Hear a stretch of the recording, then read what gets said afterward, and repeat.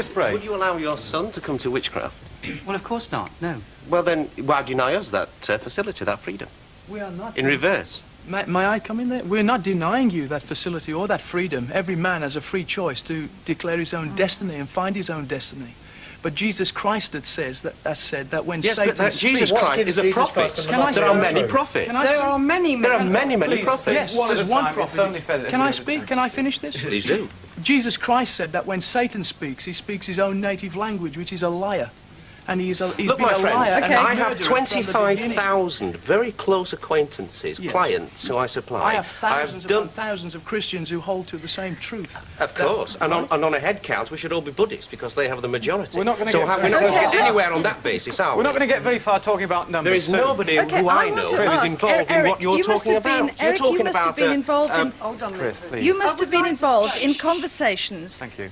You must have been involved in conversations and debates like this, time without number. Do you think that it is a debate that is about the serious power of evil that is harming people, or are people on both sides completely overreacting? Yes, I'm quite convinced of their sincerity, but that doesn't help, because the Holy Inquisition was tremendously sincere when it applied the rack. And remember, some 400,000 witches died in accordance with the injunction in the Book of Words, thou shalt not suffer a witch to live.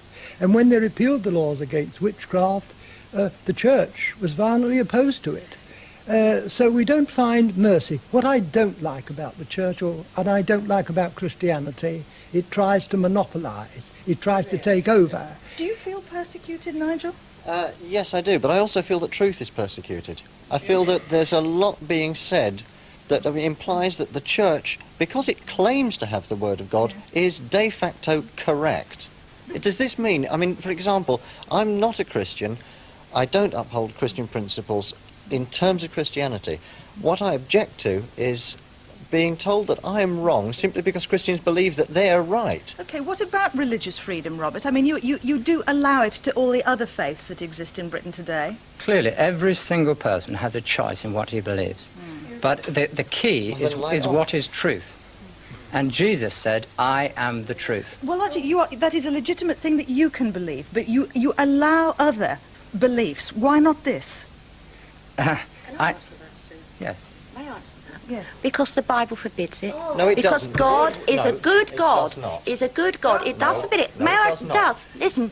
Listen. Doreen, I It's know what you're written. going to quote to me, Doreen. There shall not be Deuteronomy found among you anyone who makes his son or daughter to pass through the fire, or who uses divination, or observer of times, or an enchanter of a witch, or a charmer of a consulter of mediums, and that's what it's forbidden by I God. want to go back to Andy. I am going to change the subject slightly here, because I want to know, Chris, I want to ask you, I mean, I saw the film that you were on there, and I see you've got 25,000 people who actually are your customer. It's got to be a pretty big business, hasn't it, really?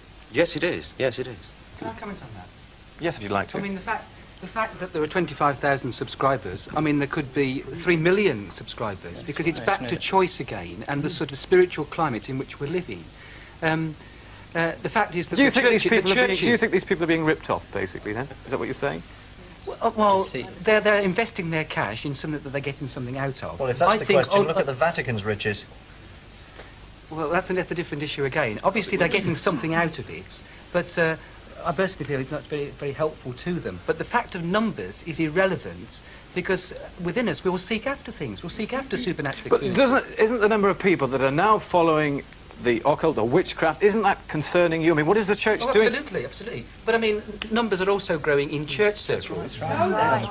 Merlin, I want to ask you something now, because we're running out short of time. Yeah. Do you feel that you are always in control of what is around you? Do you actually really, deep down inside, know what you're doing with, and you never ever feel that you might be playing with something you can't handle? No, and I feel very sorry for the people who do not understand. I have 2 laws I live by. My first law is my truth is based upon my experience of what I believe. And my second law, respect other people's truth. In that way, we may have a link in the chain of understanding. I think I'm going to leave the last word to Robert Ferguson and the panel. Well, I can only say that anyone who gets involved in the occult is liable to get their fingers burnt. Yes. Jesus said he's come to give us life better than we can find it anywhere else. And that is what I believe, and that is what I preach. And that is what I trust that each one of us can come to that truth. Are we not just a threat to your popularity then? The church is growing. The church is growing to a massive extent all over the world. There are thousands of Christians. You come to one of my circles and find out what we really do, and I'll come to your church quite happily. The church in the Middle Ages was in the curious position of condemning witchcraft when it was virtually in the business itself. The medieval church had an elaborate repertoire of benedictions and consecrations designed to drive away evil spirits and give protection against fevers and floods and dangers of all kinds. And there were amulets, of course, for the individual Christian to wear. In addition, a great number of superstitions surrounded the sacraments of the church, in particular the miracle of the Mass. It was thought that a communicant who didn't swallow the bread but took it away in his mouth was in possession of a really impressive source of magical power. The church also proclaimed the existence of a devil and his attendant demons who were, so to speak, in rivalry to Christ and his saints. But the church said that they had holy water and the sign of the cross and exorcism which would drive away demons and give protection against them. Any miraculous effect achieved without the church's sanction was witchcraft, because it must somehow or other have involved the aid of the devil. The effect of the Reformation was to reaffirm the reality of the devil and evil spirits and witchcraft, but to say that the church's repertoire of protection was useless, that the sign of the cross and exorcism were powerless and indeed superstitious. In other words, the Protestants disarmed themselves in face of the old enemy. They also forbade counter-magic, popular charms against witches, and so they left the imaginary victim of witchcraft with no alternative but to prosecute the witch in the law courts. I think in the old days, people very often did put a curse on someone that worked, because you see, people were very much wronged, perhaps by, say, the local squire turned them out of their home and they had no redress at law or something like that. No human law could do anything for them. And when a person was really wronged and cursed someone from the marrow of their bones, believing in every word of it, then that sort of curse with justice behind it did work. I'd say to a person who really wanted to know what was the spirit of witchcraft, that they'll learn more by, say, going out on the downs at midnight and listening to the wind in the trees and looking at the full moon. They'll learn more of the spirit of witchcraft, the real spirit of witchcraft in that way, than they will by reading any amount of books. You know, Paracelsus said that the beginning of all magical operations is determined imagination. And this is what we set out to do, get a mental picture of the thing we wish to achieve, and in that way concentrate on getting it. We're dealing with an area which has got a lot of myths and a lot of exaggeration attached to it. We're used in the 20th century to the image of the old hag, which I guess is based somewhat on Shakespeare's view of witches. The evil old woman stirring up her brews in a pot and so on. But witches in the traditional sense were never really like that. The poisoned entrails through. Toad. And under cold stone days and nights has 31. Poisoned venom. Sleeping cot. Boil thou first in the charmed pot. Even the use of 3 witches in the play reflects folklore. It is a mystical number, the beginning, middle, and end, the phases of the moon, birth, life, and death, and mother, father, and child. Perhaps the best example of persecution of a so-called witch for political aims is to be found in the story of Joan of Arc. She had become a threat to the church and the state, but rumours of witchery and the voices she admitted to hearing in her head were used as a legitimate reason to execute her. Joan of Arc was burnt at the stake by the church in 1431 for heresy. There can be little doubt that this was solely for political reasons, because 500 years later, Joan was canonized by the very church who put her to death. It is thought that as the last ice age advanced south, European man believed in two images that explained their way of existence. The goddess of the earth, she who created all life in all forms, and the horned man, he that experienced life and death, as both hunter and hunted. As the early hunter-gatherers became farmers in their hill forts and settled in their towns and villages, their ritual beliefs are thought to have become more organized. Structures like Stonehenge and Avebury, sitting in their complex landscapes of barrows, hill forts and avenues, may point to an ordering, an organizing of the religious life of the communities. As the communities became more complex, so did the organization. The Greek and Roman ancient societies formalized their concepts of gods into pantheons. In this, they reflected the Norse and other societies that had gone before them. And yet, the common theme of the Earth Mother and the horned man runs through them all.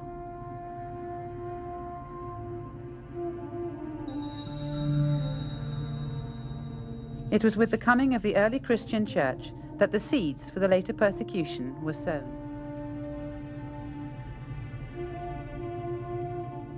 Roman Emperor Constantine I, at the Council of Nicaea in 325 AD, had the problem of bringing together all the different strands of the organized religions that existed at that time.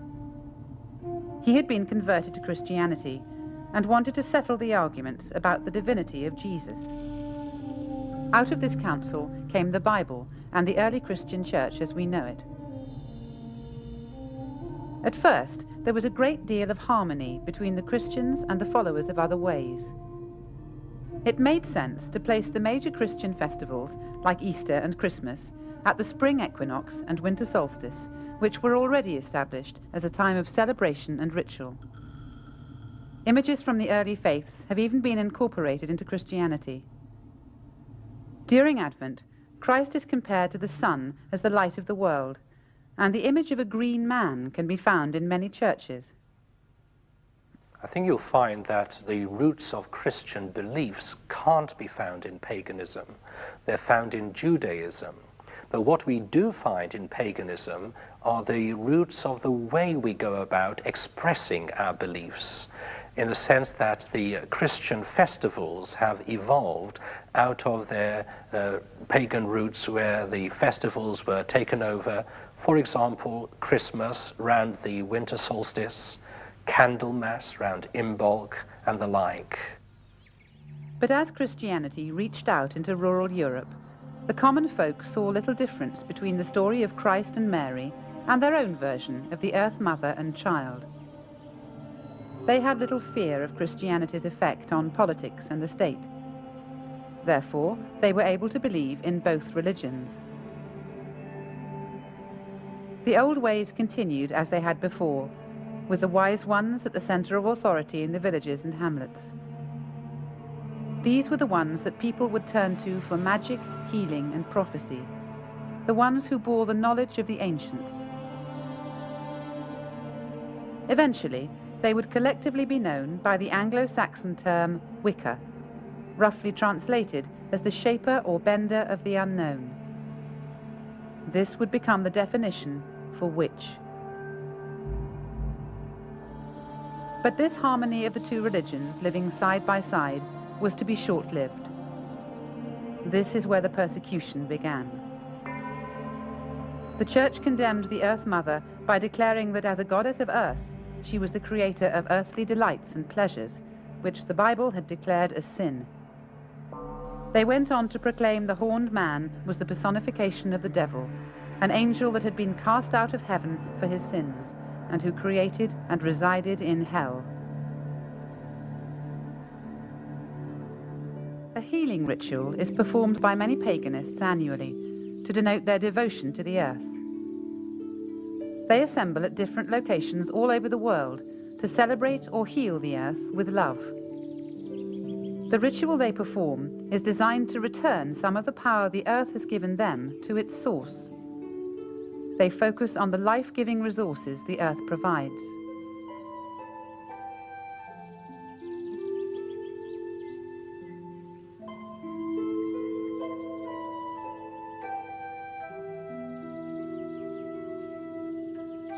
We can see a sense in which modern witchcraft connects very well with the green movement, the concerns about ecology, about getting back to the earth and not damaging the earth. And that, of course, is what modern witchcraft, or one of the most important tenets of modern witchcraft, is living in harmony with the natural order. And if I wanted to summarise modern witchcraft, that's the way I would summarise it.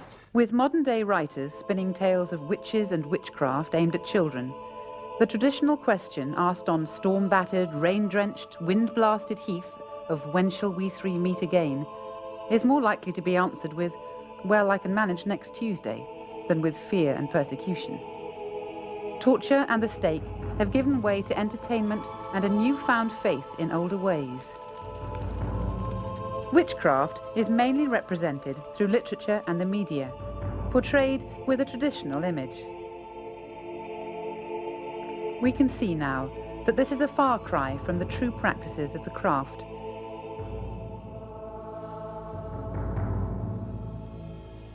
Hermetic magic is an art, a philosophy, and a very ancient and powerful religion. Yes, a religion, but with an essential difference from other religions. Where they depend upon faith for their salvation, we seek the wisdom and power of the Gnosis. Know yourself, for in your temple you are one with the gods. What is the best religion for a magician? Most of us have been raised in one or another of the biblically based faiths, none of which are supportive of the practice of magic. And yet, old King Solomon was deemed to have been the greatest magician of the ages. What was his religion? Judaism? Well, officially, perhaps. But I believe that King Solomon's secret religion was the same as Melchizedek's 1,000 years earlier. The ancient religion behind the Bible, the oldest religion, the religion of ancient Canaan and Phoenicia, the religion of King Solomon's friend, King Hiram of Tyre, who helped him to build the great temple in Jerusalem, the temple to God. But how did they spell God's name? With such a vision shining out of the mists of time, there came a compulsion to resurrect this ancient, magical religion. In Genesis, we read about a man by the name of Cain who slew his brother Abel. See, they shared the same blood. You see, Cain killed his brother Abel, told me that Cain did not regard his brother's life. His brother's blood was not precious to him. If you are a brother and sister, a fleshly brother and sister, and you share the same blood, you have the same parents, why would you allow an organization to drive a wedge in between you and the other person? Why would you do that? Because an organization of men say it? Would Christ do that? And then what you do is you use scriptures that you misapply to make them think as if, oh, that's what you're supposed to do. But yet you're not looking at the example of Christ's life. We have examples in Scripture where the scribes and Pharisees condemned an adulterous woman for adultery, obviously, and they sentenced her to death by stoning. And then Jesus comes along and he says, "Let him without sin cast the first stone." And you know the rest of the story. The oldest person from the youngest left, and in the end, all that was left there were Jesus and this woman. And Jesus asked this woman to look around her, and he asked her, "Who condemns you now?" And the woman says, "No one." And Jesus says, "Neither do I condemn you." Sir Thomas More decides that he would rather die than lie or betray his faith. And at one moment, Moore is arguing with a particularly vicious witch-hunting prosecutor, a servant of the king and a hungry and ambitious man. And Moore says to this man, you'd break the law to punish the devil, wouldn't you? And the prosecutor, the witch hunter, says, break it? He said, I'd cut down every law in England if I could do that, if I could capture him. And Moore says, yes, you would, wouldn't you? And then when you'd corner the devil and the devil turned round to meet you, where would you run for protection? All the laws of England having been cut down and flattened, who would protect you then? Bear in mind, ladies and gentlemen, that every time you violate or propose to violate the free speech of someone else, you, in potentia, you're making a rod for your own back, because the other question raised by Justice Oliver Wendell Holmes is simply this: who's going to decide? To whom do you award the right to decide which speech is harmful, or who is the harmful speaker, or to determine in advance what are the harmful consequences going to be that we know enough about in advance to prevent? To whom would you give this job? To whom are you going to award the task of being the censor? Isn't it a famous old story that the man who has to read all the pornography in order to decide what's fit to be passed and what is fit not to be is the man most likely to become debauched? Did you hear any speaker in the opposition to this motion, eloquent as one of them was, to whom you would delegate the task of deciding for you what you could read? To whom you would give the job of deciding for you, relieve you of the responsibility of hearing what you might have to hear? Do you know anyone? Hands up. Do you know anyone to whom you give this job? Does anyone have a nominee? You mean there's no one in Canada good enough to decide what I can read or hear? I had no idea. But there's a law that says there must be such a person, or there's a subsection of some piddling law that says it. Well, the hell with that law then. It's inviting you to be liars and hypocrites and to deny what you evidently know already. Now, I am absolutely convinced that the main source of hatred in the world is religion and organized religion. Absolutely convinced of it. And I'm glad that you applaud, because it's a very great problem for those who oppose this motion, isn't it? How are they going to ban religion? How are they going to stop the expression of religious loathing, hatred, and bigotry? I speak as someone who's a fairly regular target of this, and not just in rhetorical form. I have been the target of many death threats. I know within a short distance of where I'm currently living in Washington, I can name 2 or 3 people whose names you probably know who can't go anywhere now without a security detail because of the criticisms they've made of one monotheism in particular. And this is in the capital city of the United States.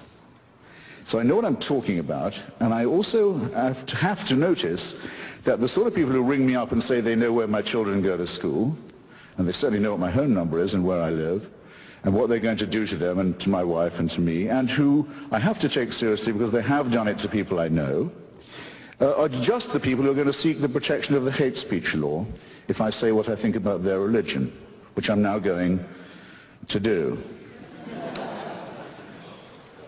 Because I don't have any what you might call ethnic bias. I have no grudge of that sort. I can rub along with pretty much anyone of any, as it were, origin or sexual orientation or language group, except people from Yorkshire, of course, who are completely untakeable.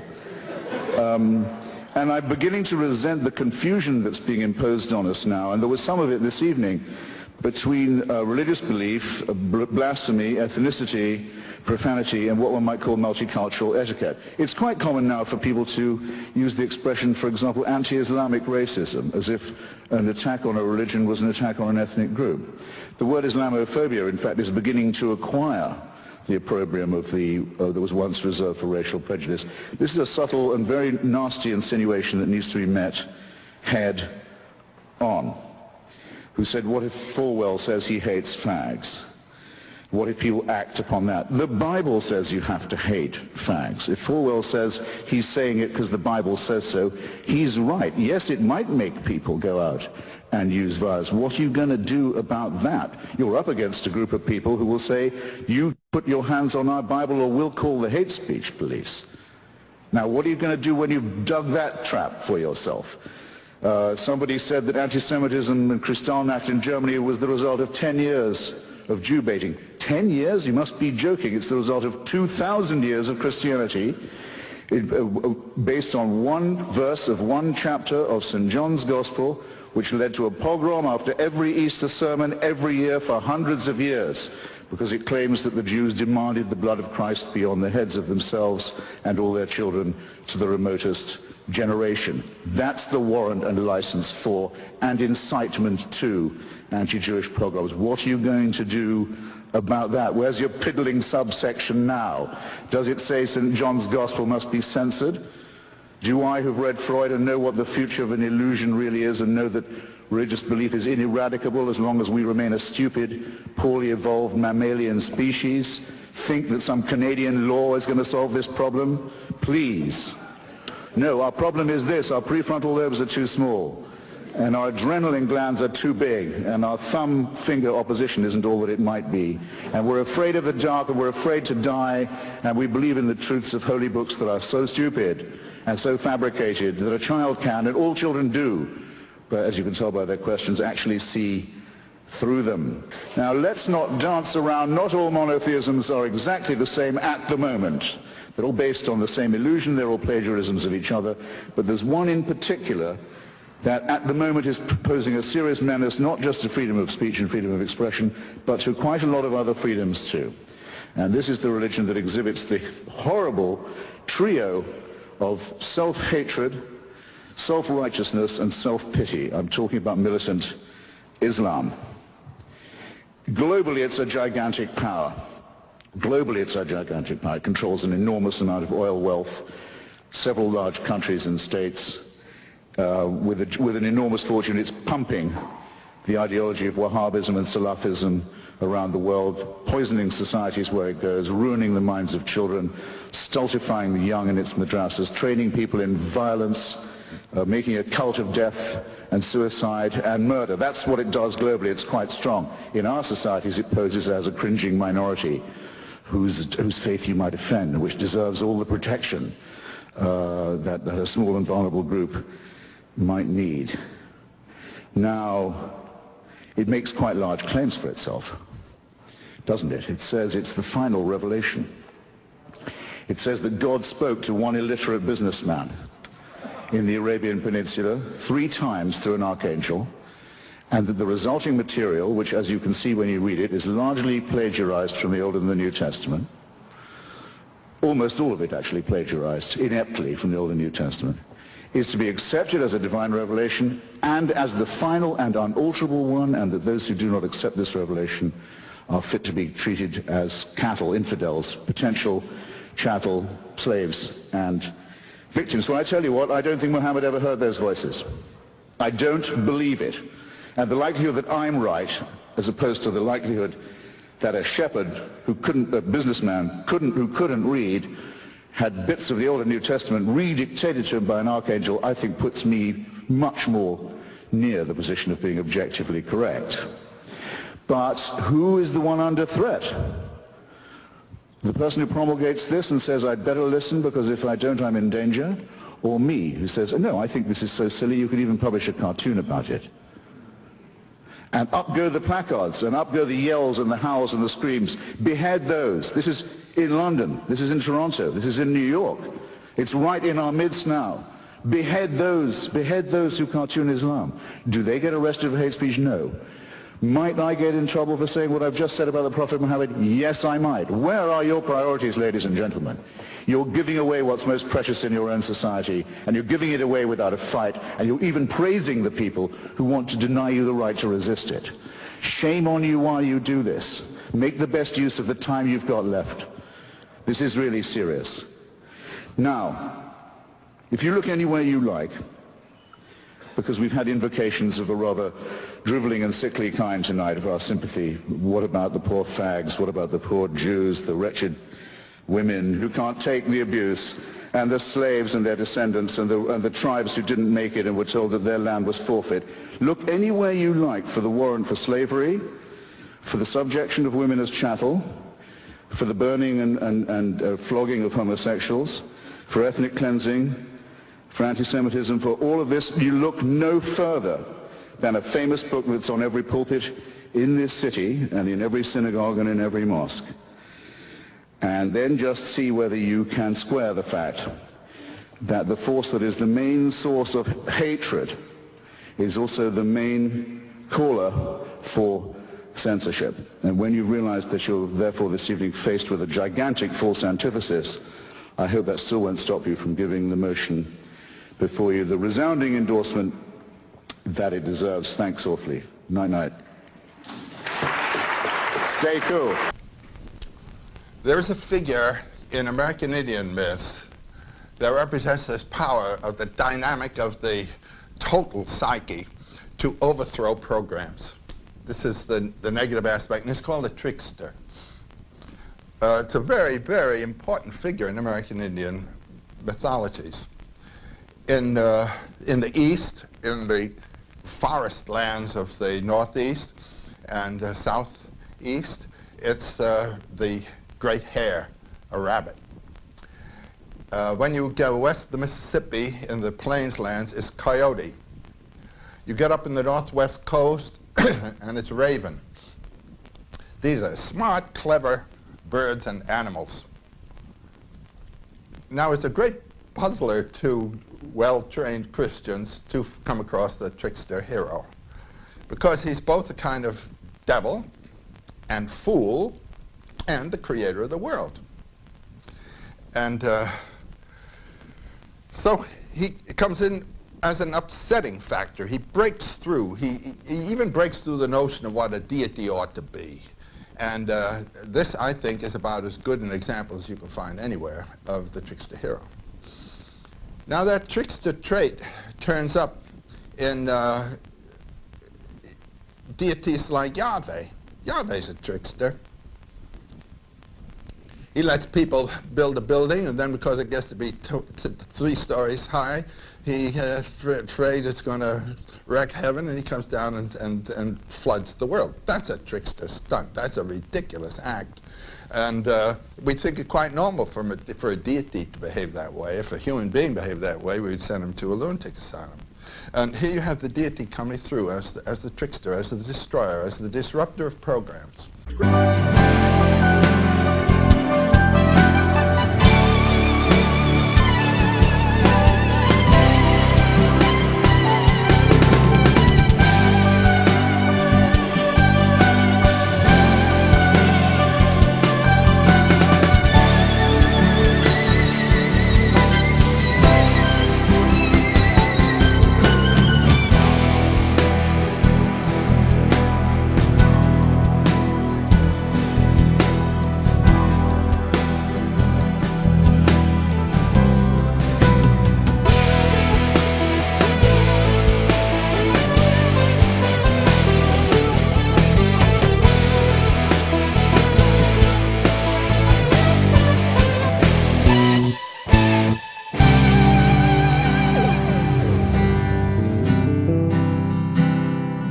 Thank you.